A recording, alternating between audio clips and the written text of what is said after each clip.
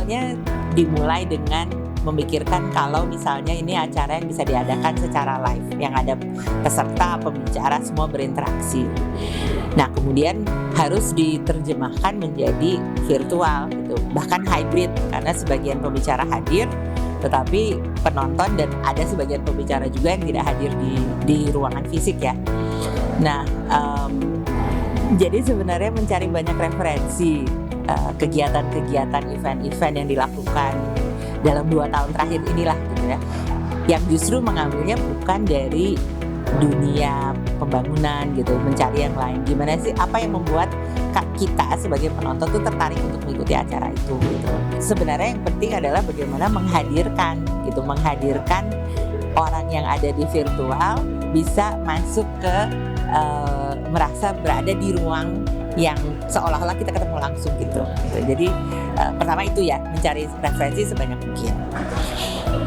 Tapi kemudian kita ingin bikin suasananya supaya juga bukan seperti webinar, seminar biasa gitu. Pembicara itu mestinya kalau bercerita ya berinteraksi gitu. Kalau bisa antar pembicara itu ada interaksi gitu.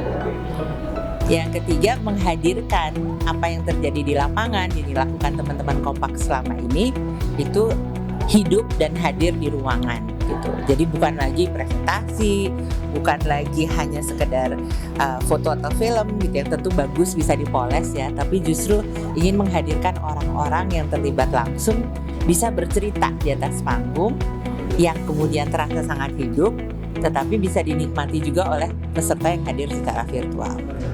Harapannya adalah energi para pembicara ketika bercerita itu kemudian menular.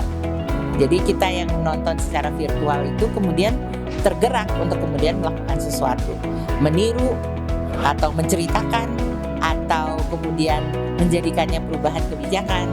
Itu yang menjadi cita-cita besar. Jadi diingat banyak orang, kemudian menggerakkan mereka, tetapi juga merayakan apa yang dilakukan oleh Kompak selama ini gitu. Karena ini adalah acara puncak dan acara akhir dari seluruh kerja-kerja Kompak di Indonesia selama 7 tahun terakhir ini.